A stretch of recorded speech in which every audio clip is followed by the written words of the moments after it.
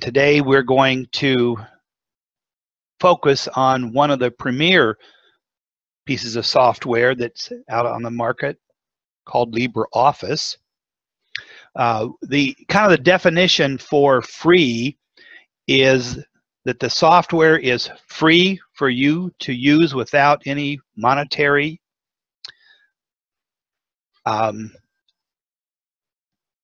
it's free for you to see the development so that you can see what the code is for it. It is free for you to modify. That if you want to make some changes, like you would modify a recipe that somebody gave you. And it's free so that you get to redistribute it or send it back out to anybody that you want to. So that's kind of free software, and we celebrate that in September.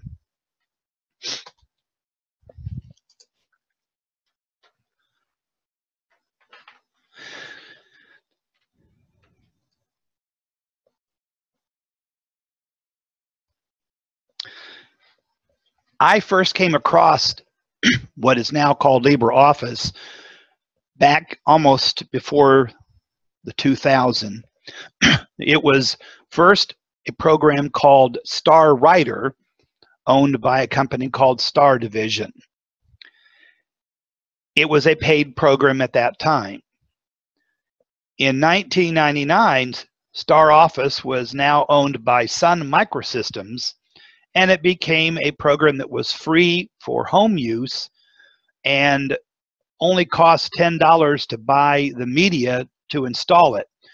I used this program at the middle school where I was technology coordinator, and I purchased the $10 disc, and then I was able to install it on over 200 machines at no additional cost.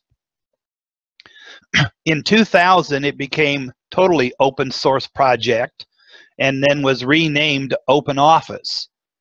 It was still owned by Sun Microsystems. And so after 2000, all of the upgrades went to OpenOffice with no longer a $10 media fee. So anybody or any educational venue could use it at no cost. In 2010, Oracle Corporation bought Sun Microsystems. And at that time, concerns developed because they weren't too keen on the open source system of software, and the developers weren't quite sure where things were headed. So later that year, all those people who were developers of the project all left Oracle and became a part of the Document Foundation and forked the project into LibreOffice. And LibreOffice is Spanish word for free, so it's still a free office. And then in 2011, when Oracle saw that that wasn't going to really be any kind of profitable activity because of the free LibreOffice being out, they sold the project to the Apache Foundation, who then helped develop it into a running program. However, within the next few years, they just weren't able to keep up with the activities that were going on at LibreOffice. And it was very interesting that somehow in the contract of things, if the people at Apache OpenOffice developed anything for OpenOffice, the LibreOffice people got that no hands, or no ifs, ands, or buts, and they could then use it. However, the reverse wasn't there for some reason. If LibreOffice created something and put something into LibreOffice, they didn't have to give it to the OpenOffice development team. So by now, OpenOffice is still there, but is not as popular or used. Almost all of the Linux distributions have opted to go with LibreOffice as the default Office suite. LibreOffice is cross-platformed, which means it's also available for Windows, Mac, and Linux, so it is interchangeable that way. And as you can see, a couple years ago, there were over 120 million downloads just with Windows and Mac users, and Linux users 55 million. So it is quite the popular free software for an Office suite with the complete packages. There are two versions of LibreOffice that are nearly identical. The fresh version would be the one that gets all of the new features first. And it's sort of like the trial one. It's good software, the stuff is right, but there might still be a little few bugs that might be peeking up in it. And so they have a still version, which is more of a long-term, slow to add new things until they really know it's not going to cause any problems. The still is what people in enterprise, schools, businesses would use, because they don't want any surprises that would pop up. And if you're a conservative user and you don't like surprises, then you would use it. And it's the full program. There's nothing held back. It's just that it doesn't get the new features first. That goes to fresh. So if you're a technology enthusiast and then you like the things, I want it when it comes out, I want to see it right away, then that version's for you. They've done an interesting way to code it. As you can see, the first number is always the version, and both are the same version. But if it's the fresh version, the second number is an even number, and the still version is the odd.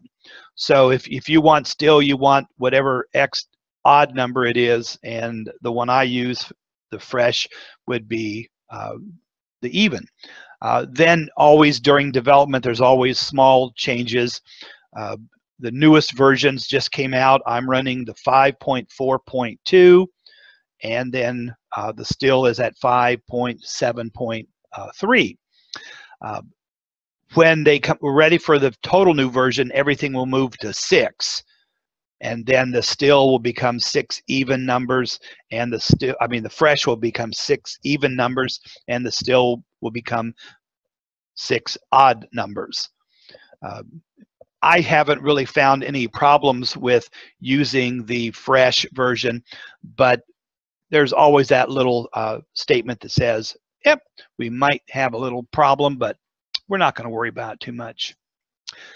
The Office suite is composed of the same kinds of subprograms as the paid version by the major company. It includes all of the components that you see, although they use different names, and to me it makes some of them make more sense. That the word processing program is Writer, and your spreadsheet, which does all those math manipulations, is the Calc program. And when you're trying to create a program or a presentation, you're trying to impress people, they have a graphics program that really is, that Microsoft doesn't have a component equal to that, but I guess you would call it the old Paint, but the Draw program has a lot of extra features. They include a database called Base. It is not the same as Access, because that is the very huge, complex one. This database would be just a database that most people would want to use. And then an interesting thing for somebody who's into math and science, where you're having to develop and create formulas that you want to add into documents of some sort, they have a program called Math that will do stuff that I don't do, but some of you might be doing that. So we're going to be taking a look at most of these and see the features that they have in common and what makes them a little bit different. We're going to start our tour with what I call the lobby. This is a sub-program that I hadn't used a lot before. I just went to the program I wanted to use until I kind of saw how they've developed it. And so we're going to start there, and then we will branch off to the other areas. So I'm going to get out of my slideshow, and we will go into the lobby. The lobby really is a good starting point for whatever you're going to do. As you can see on the left-hand side, I can go directly to a file. I can go down to any of the programs and start creating something new. They also let me have a view of my recent files, and you can see there's about 10 of them listed, and we can even scroll down, and there's a whole bunch. So you have access to recent files, or if you click the new typical Explorer window, will open up and let you go find the file that you want. One unique thing that I didn't realize until recently, since I wasn't using the lobby, I call it, is that there is an option to go to remote files. What this does is let me, and give me a second here.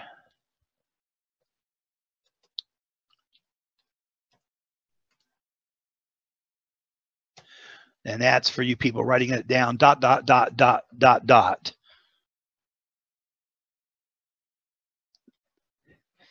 This gives me direct access to my Google Drive. And so I can open up anything on my computer or Google Drive directly from this lobby. And of course, as we teach in computers, there's always more than one way to do something. I could go to Google Drive first and then have something open up, and it'll work. But this I thought was kind of neat.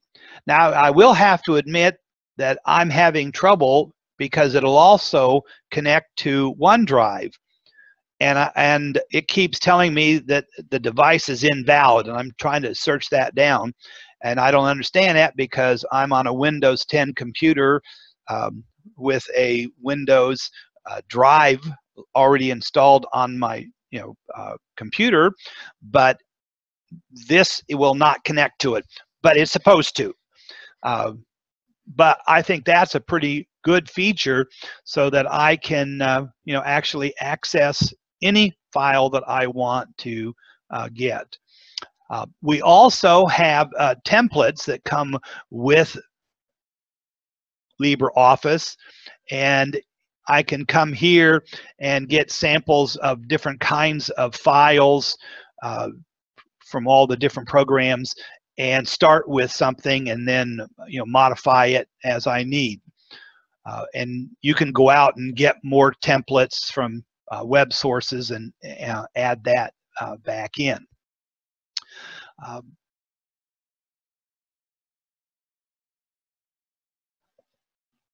We also have wizards that will guide you through creating your documents and your presentations, much the same way that a template will do, only it starts at very basic and then adds through it.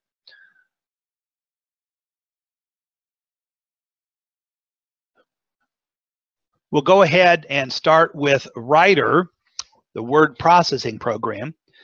The first thing that you will notice is that this still uses the traditional menu. It does not use the Microsoft's ribbon.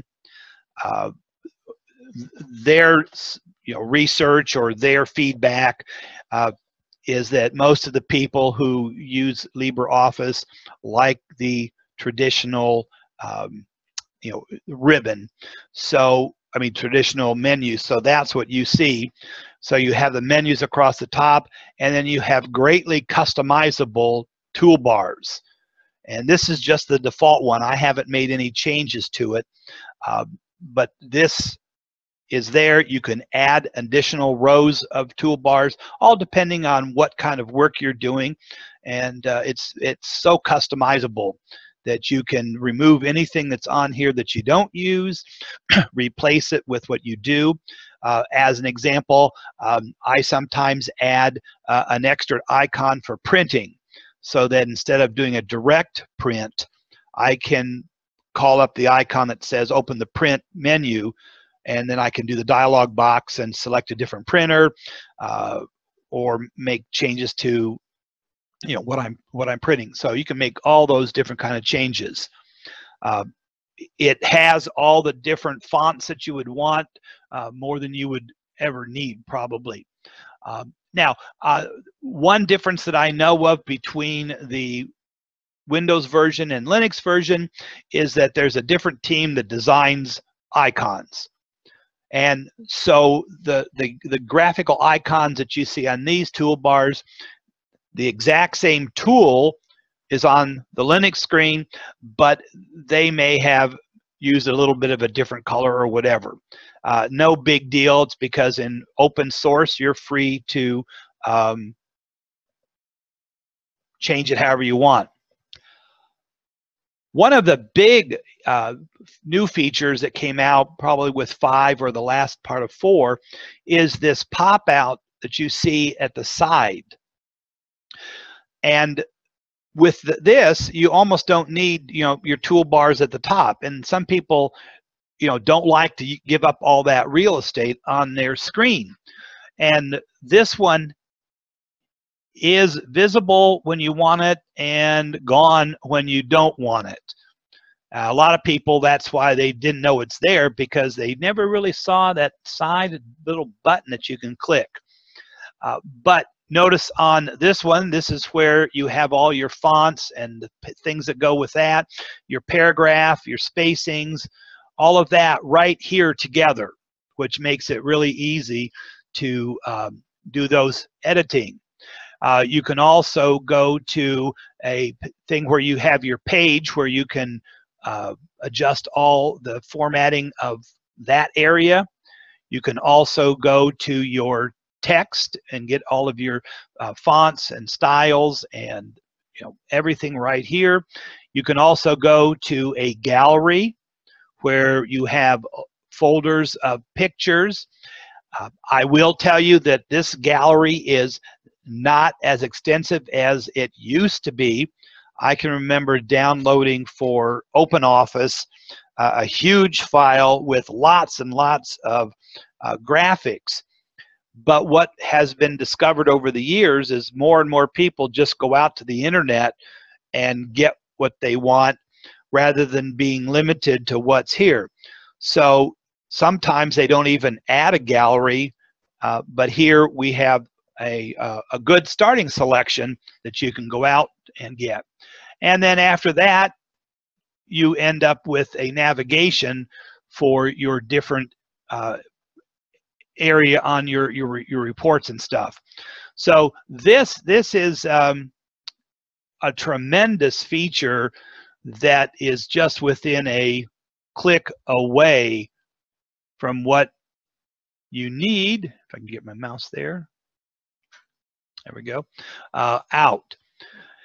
We will see this a number of times because LibreOffice and OpenOffice are an integrated suite. This will be common, but with different things when we see them on the different programs. When you look at the offers for LibreOffice, it does, for me, everything I would possibly want in a word processor. I cannot guarantee that it does everything that Microsoft Word does because I'm not a Word user, but from my years of using LibreOffice and OpenOffice, I haven't been wanting something to do or wanting to do something that I couldn't. But that's not saying that there is. And so my philosophy as free, John, is that try it because it's free, doesn't cost you.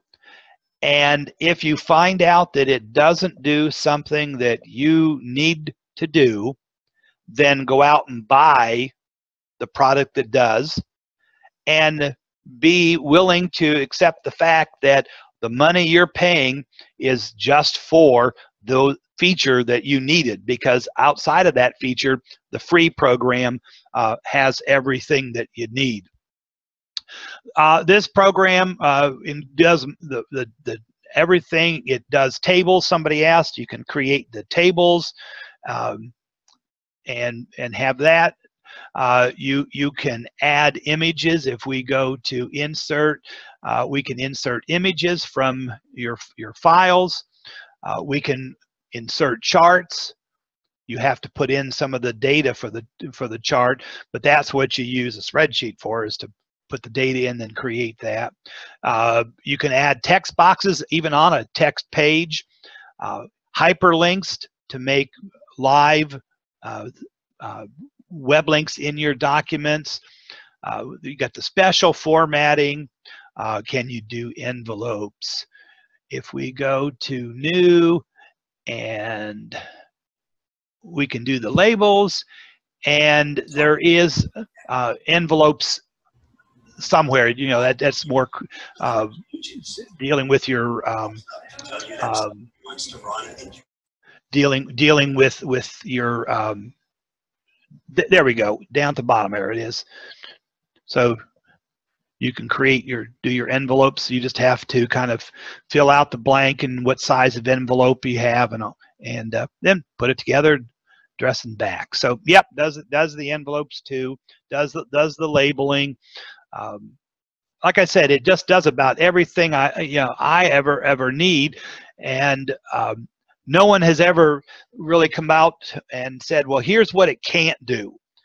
And like I said, whatever it can't do is probably something I don't need. You've got the spelling, you got the thesaurus, you can do bibliography databases, you can mail merge. It's just, it's all out there. So you can do all the things with your fonts and save it. Now, the one big thing that was key for me years ago with LibreOffice is one of the things that it can do. Well, let's see, the first thing, when you go to save something, LibreOffice will allow you to save in a bunch of different formats.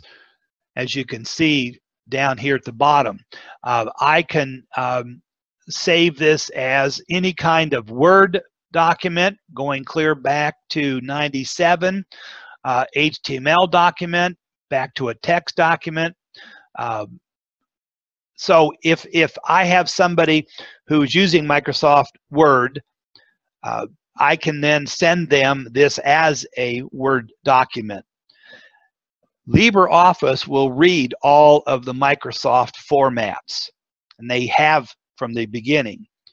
In fact, it was really interesting that I think it was back in 2003 when the new Office came out, or the next one after 3, it could not read the newer one without having a conversion extension added to it. And immediately LibreOffice without that could open it. So when I had people who said, I've got a Word file and I can't open it because it's coming from the new version, I could pop it in and open it for them and convert it back to their version. So it will save in most of the popular ones that you want. Open text document is a world standard, and quite a lot of the word processing programs use that. I do understand that Microsoft is now allowing, because it was their choice, for Word to be able to open up open document files. For a while they wouldn't.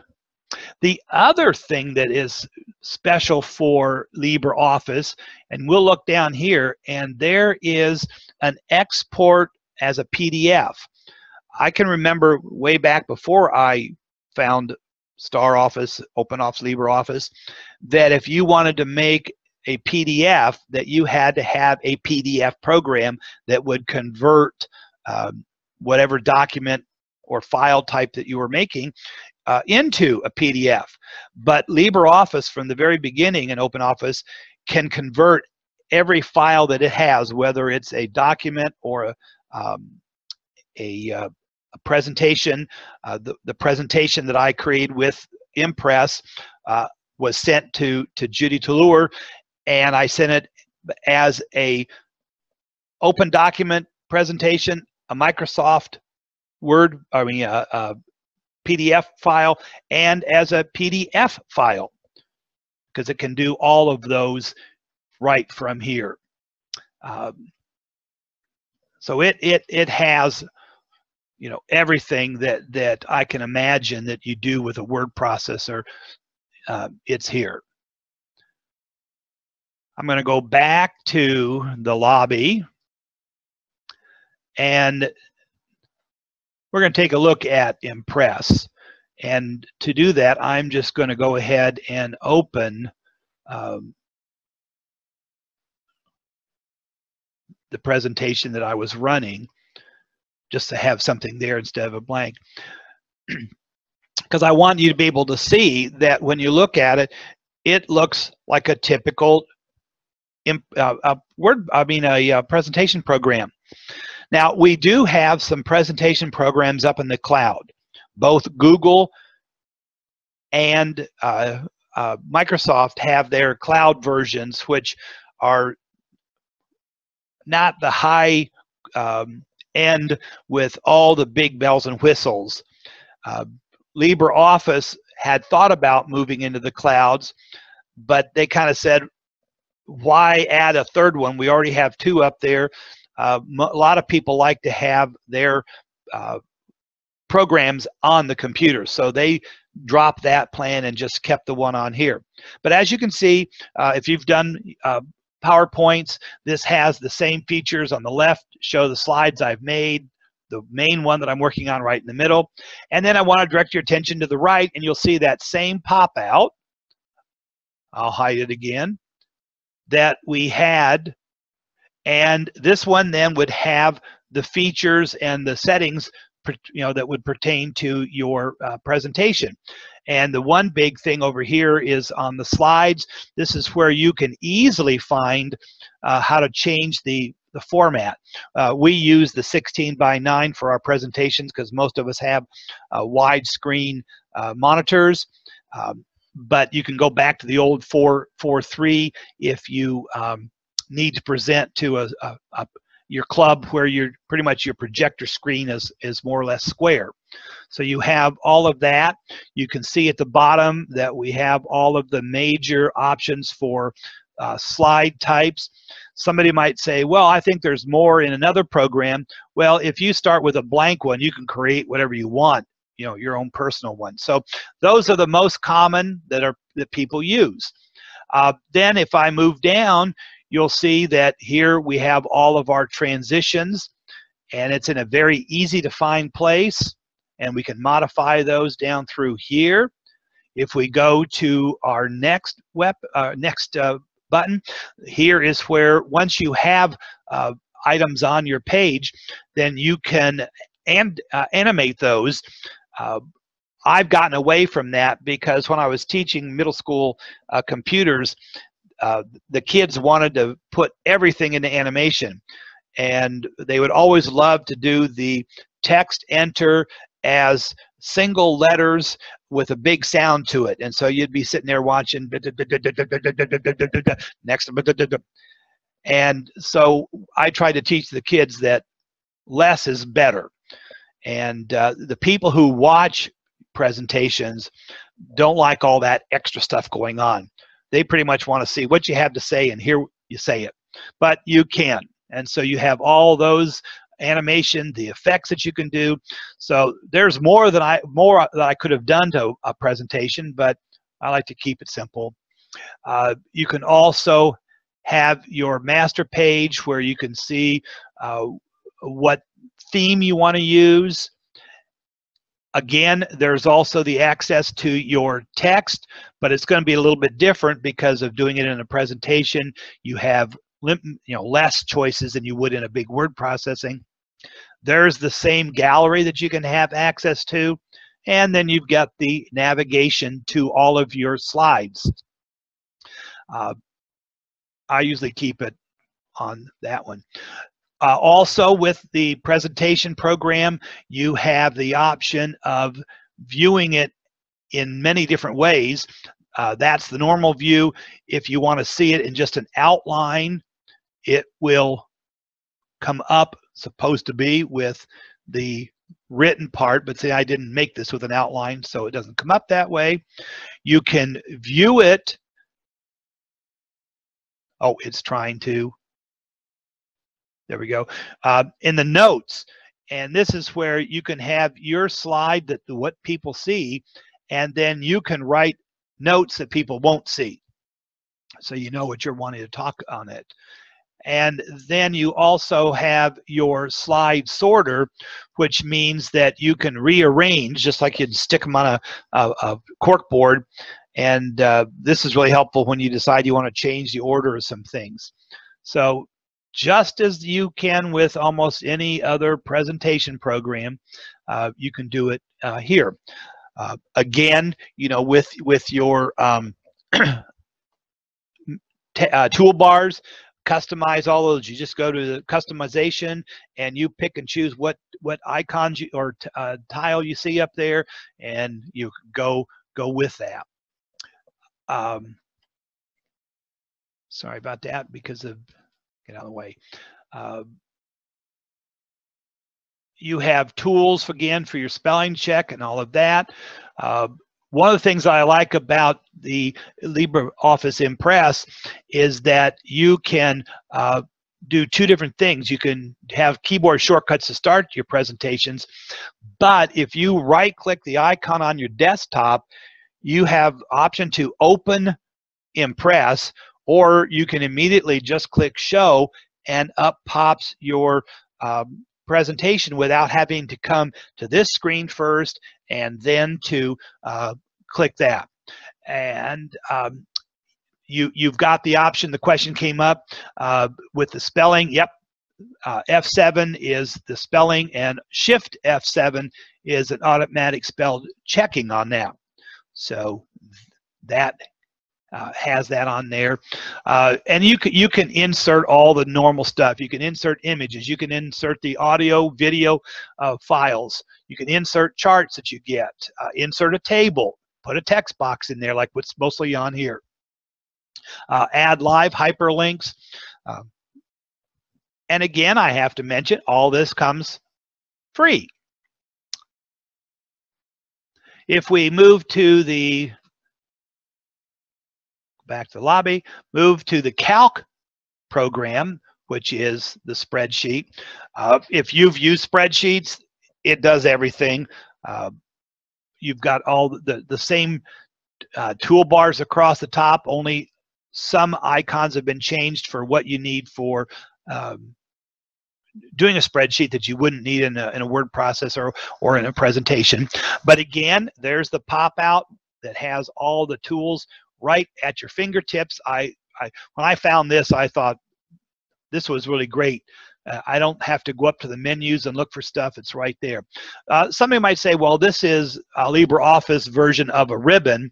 It's just a pop-out box, but it really works. So here's all of your parts for your characters that when you're typing. If you scroll down, there's all your alignment when you need to justify your boxes in there.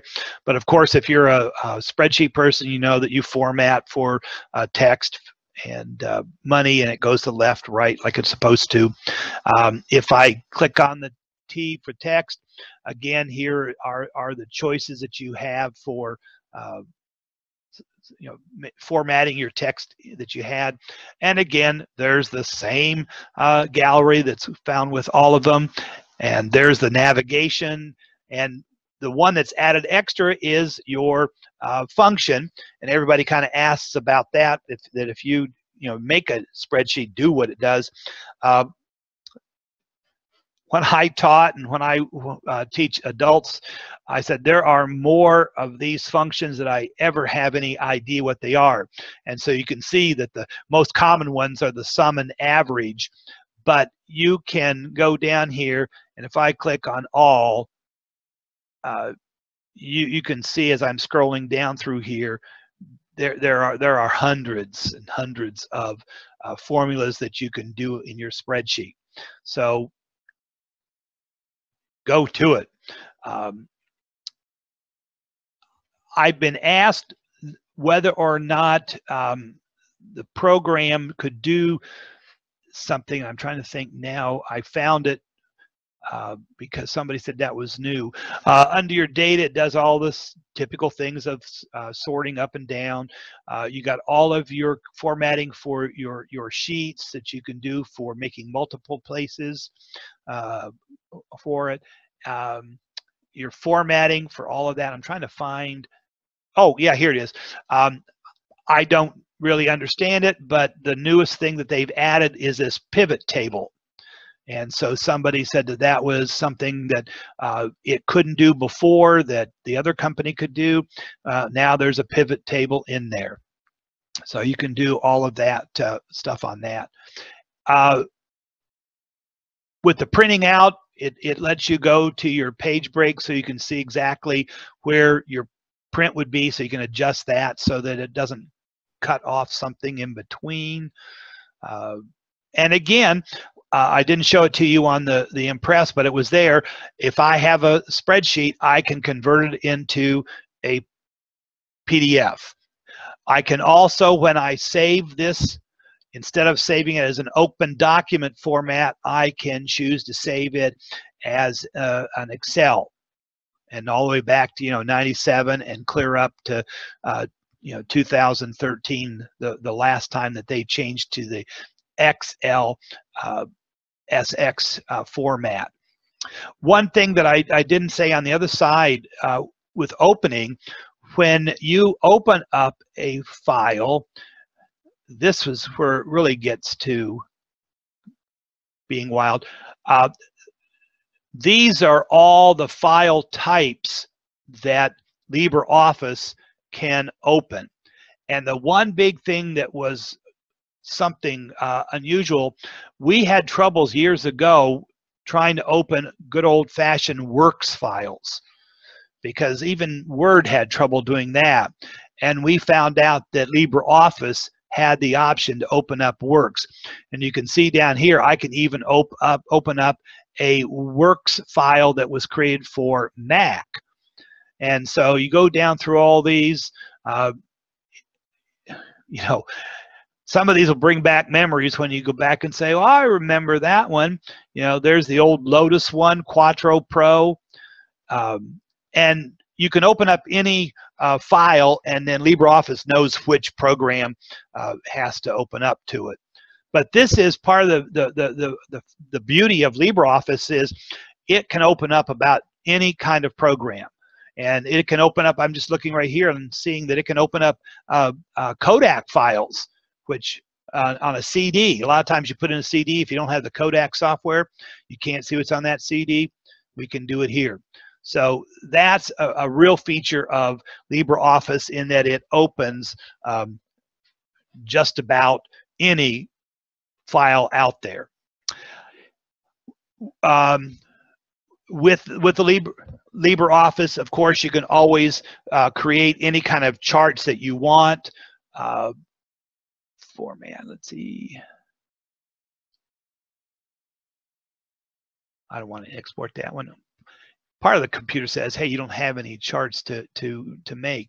You can insert the charts, but you can make, I don't know how many different kinds. The last time I was teaching that we could make. So all the normal charts that you can make, just put the information in the spreadsheet that you have to, and then within seconds you can produce a quality chart. My students hated me because I used to make them create the pie charts the old way with paper, pencil, and protractors and compasses, and use all the math that they had to do. And then I would show them the power of the spreadsheet, put the numbers you want in there, highlight, and say, make a pie chart, and boom, it converted to do all of that. Can't think of quite anything else on that. I'm going to jump back to the draw program, because this one was really nice. You know, I'd used Paint for all those years, but with the draw program, it includes a lot. You know, more so it has the stuff an office would need for some of their diagrams and connections and things like that. But you can see that you have the ability that you can create whatever size page you want. You can start with the default letter size, but you can even customize the size you want. And then over on the left, you have all the tools that you need to make anything that you need. You can make your you know, the rectangles and the ovals. You can make the huge number of choices. You can even create call outs, or as I say, if you wanted to do cartooning, you can do you know, clouds and have text inside of here and talk. You can create all these different kinds of shapes, three-dimensional shapes. This also will open up your PDF files, because a PDF is actually a type of drawing. So LibreOffice opens up PDF files, and then you, once they're opened up in that, you can you know, edit those in here. Same pop out on the side. Here are all the properties, changing the size of the lines if you're making lines. You can go to the text, and again, there's all the different styles and formatting for what you're typing. And again, there's the good old famous gallery, so if you needed something, you've got it, and the navigation to move around. Now, you can produce a number of slides, which is the same as creating pages in a text document. So if I wanted a series of these drawings, I could save them as one project, and not just individual single ones. I don't remember that we could do that in something like Paint. Paint, I think, was all individual, one at a time. So this is a great program for creating any kind of graphics. There's even more that I could do. For those people who are in business that have, you know, boxes that have to connect, and you can got all these different kinds that mean things, where you've got a circle at one end, an arrow at the other end, two circles, two arrows, and you can show the flow of things. You also have the way you can draw different kinds of shapes, just not just lines, and change your colors, change your shapes. So the drawing program is also something that is huge. And again, I'll refer back, it's free. Next, not going to save that. The math one, this is the one that I don't use, and there are probably some of you that probably say, oh, I understand all of this, but you can see how you start on the left-hand side with creating all of these different kinds of formulas and things, and you know, the boxes, as you can see, you know, very simple. You can see right here that this one is a simple adding problem, subtracting problem, dividing and multiplying, so you can do all of that. Well, just to show you some examples, this is how complex that you can get, that you can create something just like that, and then you'll be able to copy that and paste it into a document, a drawing program, do it into a presentation. And so this program, for some of you, it might have some definite, but you can see how in the bottom that it shows you how it builds up a formula. So if anybody's gone past my Algebra 1 and 2, then all this stuff makes sense to you, but yeah, that's what we did. So that's the Formula 1. And oh, the other thing that I didn't mention is that one thing that comes with LibreOffice is a full-blown downloadable help file. So many times we now find that if we click on help, it sends us to the web. And I tell my students in my adult classes, I said, what happens if you're having trouble getting onto the internet? And you click a help and it says go to the internet, and that's where you can't get to. So you say whatever. So if you go to help, there is a, not just go to the internet, there is a download, and every time there's an upgrade, they have a new version of this LibreOffice help that you would download at the same time. And you can just see all the options. So general contents and all that. So another thing that comes with LibreOffice that doesn't always come with some others. Last, because I'm running out of time, I'm just going to quickly, no, save that one. The database, those who use it, I don't use a database. If I need something like this, I pretty much use a spreadsheet. But those have used it, that have used a database, you'll look right here and say, oh yeah, there it is. I've got one to start. I can create the form and stored databases either in design form or in the spreadsheet form, and then you can see that you can do all sorts of queries, and then you can make the tables. The one thing that you have to have to use this program is you've got to have the Java JRE, and I've been having trouble trying to get it installed in Windows 10. Since I don't use it, it's not a big thing for me, but I keep trying to do it, and it keeps saying there's no Java, and I keep going and getting the Java and putting it in here, and it just doesn't say it there. But the database is there, and again, in the database, you can save it in a number of different formats.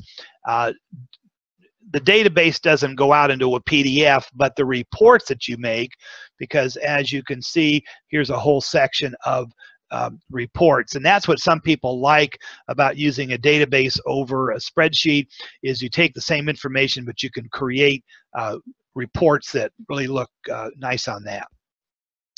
And we go back, and we end up back our tour back at the lobby. This is a tremendous program. It's free. I encourage you to go to LibreOffice, download either the fresh or the still, whichever you feel comfortable with, and give it a try. A lot of people are now using the online Google Docs and the Microsoft Docs, which are free if you just sign up with Google or Microsoft. But I think you'll find more features on this, and it's on your computer and you control it better.